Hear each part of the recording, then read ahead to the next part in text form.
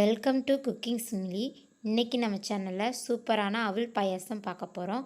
நம்ம சேனலில் first time பார்க்க வந்தால் சப்ஸ்கிரைப் பண்ணிவிட்டு வீடியோவை ஸ்கிப் பண்ணாமல் பாருங்கள். தேவையான பொருட்கள்: அவல் 1 கப், முந்திரி தேவையான அளவு, நிலக்கடலை பருப்பு தேவையான அளவு, திராட்சை, ஏலக்காய், வெல்லம் தேவையான அளவு. இப்போ நம்ம ஃபஸ்ட்டு வெல்லத்தில் தூசியெல்லாம் இருக்கும், அதனால் நம்ம கரைச்சி எடுத்துக்கலாம். சும்மா ஒரு கொதி வந்ததுக்கப்புறம் பாவு பதமெல்லாம் இதுக்கு தேவையில்லை. ஓரளவுக்கு தேவையான அளவுக்கு தண்ணி ஊற்றி நம்ம இதை மட்டும் காய்ச்சி எடுத்து வடிகட்டிடலாம். வெல்லம்லாம் நல்லா கரைஞ்சிருச்சு. இப்போ இதை நம்ம ஒரு டம்ளரில் வடிகட்டி வச்சுக்கலாம். ரொம்ப தண்ணி ஊற்ற தேவையில்லை. நம்ம கம்மியான பாயசம் நல்லா கெட்டியாக இருக்கணும், அப்போ இது சூப்பராக இருக்கும். இப்போ அடுப்பில் ஒரு பேன் வச்சு அதில் தேவையான அளவுக்கு நெய் ஊற்றி முந்திரி பருப்பு போட்டு நல்லா வறுக்கலாம். நல்லா வறுக்கட்டும். இப்போ பொன்னிறமாயிருச்சு. நிலக்கடலை பருப்பு போட்டுக்கலாம். அதே லைட்டாக அந்த நெய்யில் வறுத்துக்கலாம். திராட்சை சேர்த்துக்கலாம்.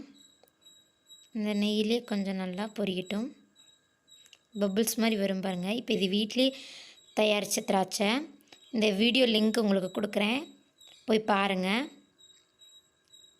நம்ம வீட்லேயே திராட்சை எப்படி தயாரிக்கிறதுன்றது நான் வீடியோ பண்ணியிருக்கேன், நீங்களும் போய் பாருங்கள். பார்த்துட்டு கமெண்ட் பாக்ஸில் சொல்லுங்கள். நல்லா வறுத்தாச்சு. இதை ஒரு பாத்திரத்தில் மாற்றிக்கலாம். எல்லாத்தையும் ஒரு பாத்திரத்தில் மாற்றினதுக்கப்புறம் அதே பேனில் கொஞ்சம் நெய் ஊற்றி அவலை நம்ம நல்லா வறுத்துக்கலாம்.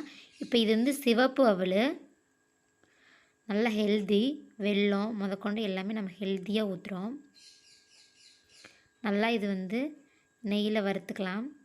இது வறுக்க தான் கொஞ்சம் இந்த பால் வெல்லமெல்லாம் போடுறப்போ நல்லாயிருக்கும் டேஸ்ட்டே. நீங்கள் வறுத்தே சேர்த்துக்கோங்க.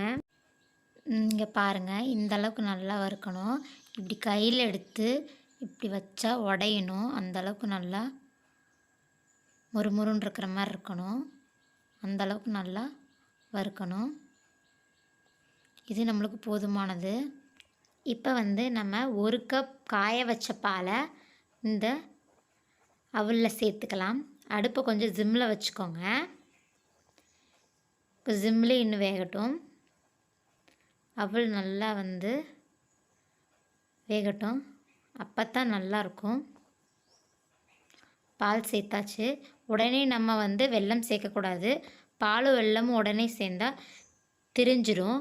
அதனால் பாலில் நல்லா அவல் வெந்ததுக்கப்புறம் வெல்லத்தை சேர்த்துட்டு இறக்கிடலாம். அந்தளவுக்கு தான் நம்மளுக்கு வெல்லம் வேகணும். அந்தளவுக்கு போதுமானது. வெல்லம் பாலோடு சேர்ந்தோன்னே இறக்கிடணும். இப்போ இதில் கொஞ்சம் நல்லா வேகட்டும். ஜிம்மில் வச்சுக்கலாம். பாருங்கள், ஜிம்லேயே நல்லா கொதிக்க ஆரம்பிச்சிருச்சு.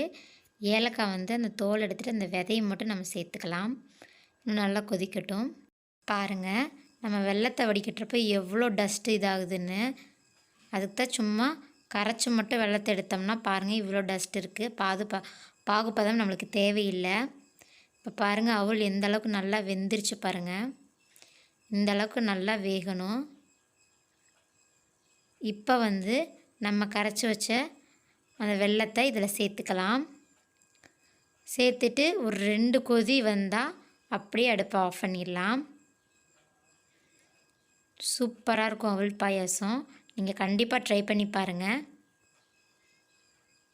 நல்லா இப்படி கிளறி விடுங்க.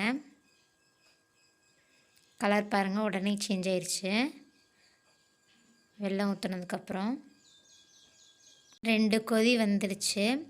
இப்போ நம்ம நெய்யில் வறுத்து வச்சுருந்த முந்திரி பருப்பெல்லாம் சேர்த்துக்கலாம். சேர்த்துட்டு அடுப்பை ஆஃப் பண்ணிடலாம். இப்போ நம்ம கலந்து விட்டுடலாம். முந்திரி பருப்பெல்லாம் போட்டு சூப்பரான அவல் பாயாசம் தயாராகிடுச்சு. உங்களுக்கு இந்த வீடியோ பிடிச்சிருந்துச்சுன்னா லைக் பண்ணுங்கள், ஷேர் பண்ணுங்கள், கமெண்ட் பண்ணுங்கள்.